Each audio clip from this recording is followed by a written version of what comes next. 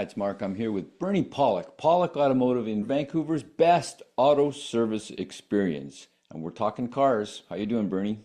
Doing very well. So today's guest is a 2012 Subaru Forester. What was the story behind this automobile? So the client brought this vehicle to us, new client, is driven from Ontario to Vancouver to spend some time here and wanted to make sure the vehicle was in decent shape, wanted to once over on it. And he also requested the timing belt to be replaced because it was due by mileage. And he just want to make sure the car was good enough to drive around and then head back to Ontario a few months down the road. So what was the diagnosis process? We did a comprehensive inspection on the vehicle, so a full vehicle look over. We found some issues, some of which we addressed, some which were left on the list of to-dos, but the timing belt was an important job for him. So we did a timing belt. So we want to show you what a proper, complete timing belt job on a Subaru 2.5 liter dual overhead cam engine. So this is a turbo model. And the timing belt stopped being used on Subarus around the 2010, 2011 model years on the 2.5 liter single overhead cams, but the duals, they continued on for quite a long time afterwards. And overhead is a misnomer because Subaru is a horizontalized engine, a Yeah. flat engine. Yeah, it's not really overhead, it's overside. We'll stick with the terms. All right. Here's our vehicle. Beautiful Subaru. Unfortunately, one of the issues we did find is there was a lot of rust under the vehicle because they use a lot of road salt back east, and you can even see it on the wheels of the car. There's rust that you would never see on a car around Vancouver. And these are all the parts. So it's not just the belt, it looks like. It's not just the belt. Yeah, there's a number of parts that are replaced, so I'll go over it. So that big black thing that's weaving through the photo, that is the timing belt. It's very long in this engine because, of course, it's horizontally opposed and it's got four camshafts to go around. So it's pretty long as far as timing belts go.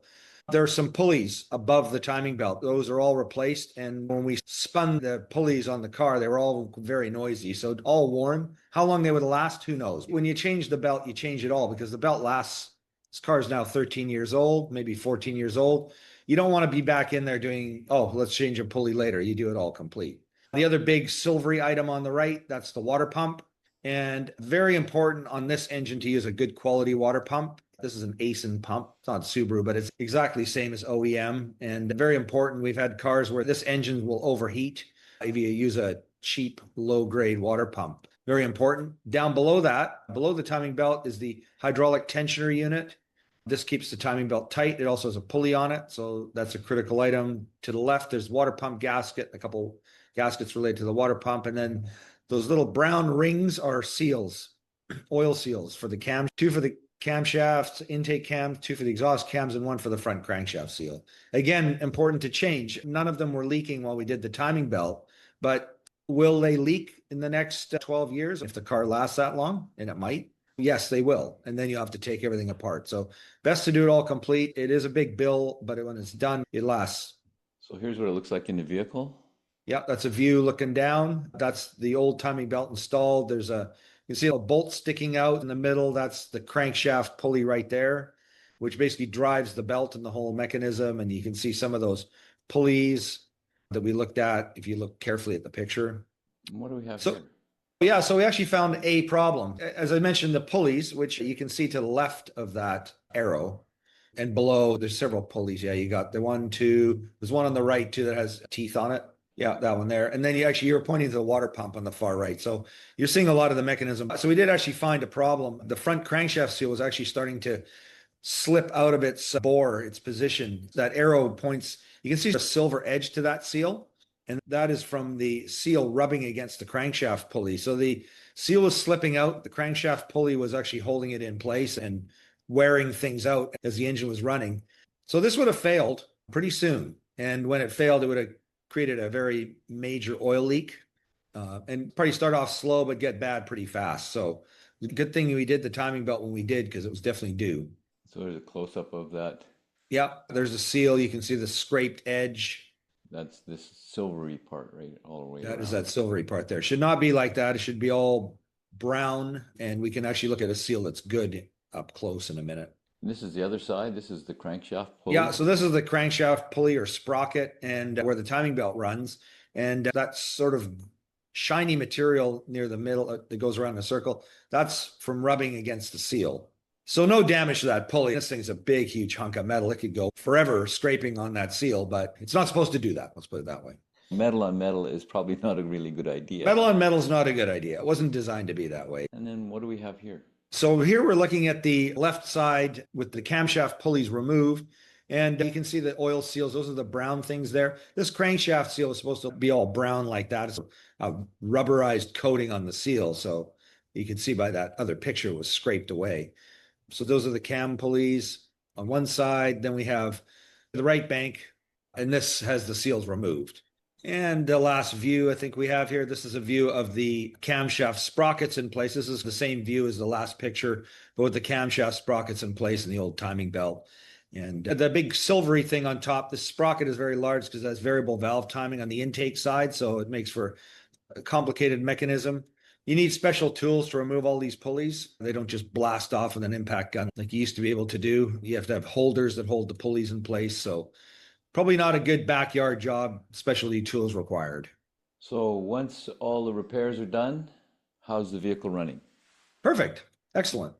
In all fairness, it was running fine before. And this is the thing with timing belts is they run fine until they break or something goes wrong like an oil seal leak, which would have been the thing that would happen first on this thing.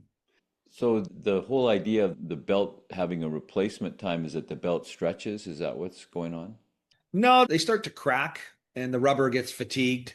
It's amazing how good the quality of modern timing belts is. This car's still 13 years old. Modern, like in the last 20, 25 years, the quality is just amazing on timing belts compared to what it used to be. And a few generations of Subaru ago, timing belts used to snap and break. And fortunately, they were not interference engines. So if they broke, your car just died and you had to have it towed, which is not a good thing, but it didn't damage the engine.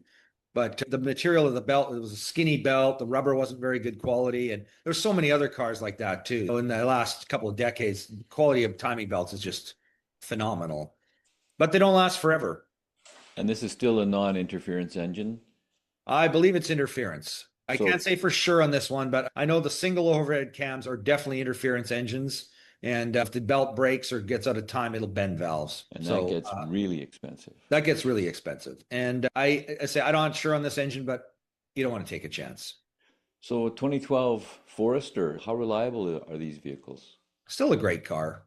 Yeah, it's a good car. They say we work on a lot of Subarus. They have some issues, but you can almost put them all down in a little book and go, these are the things you can expect to go wrong with the car. And it's actually good at buying a used car or owning a used car where your problems are predictable and they're not enormous. Head gaskets have been an issue on a lot of these cars. They're not such a big deal on these dual overhead cam engines. They do go bad, but they're not as bad as the single overhead cams. It's actually a more reliable engine. But yeah, I think they're good cars. There's a lot of things that never go wrong in Subarus, like transmissions almost never have a problem. Drivetrain is pretty near bulletproof. Wheel bearings wear out. We do a lot of those. Brakes wear out, but that's normal on cars. So yeah, great car. Highly recommend them. So if you're looking for service for your Subaru in Vancouver, BC, Canada, the people to see are at Pawlik Automotive. You can book your appointment at their website, pawlikautomotive.com. They'll contact you, they'll get ready for your appointment, or you can book by calling them 604-327-7112. But the whole thing is you got to book ahead. They're always busy. Pawlik Automotive in Vancouver, BC, Canada. Thanks so much for watching and listening. Thank you, Bernie. And thank you, Mark, and thank you for watching. We always appreciate it.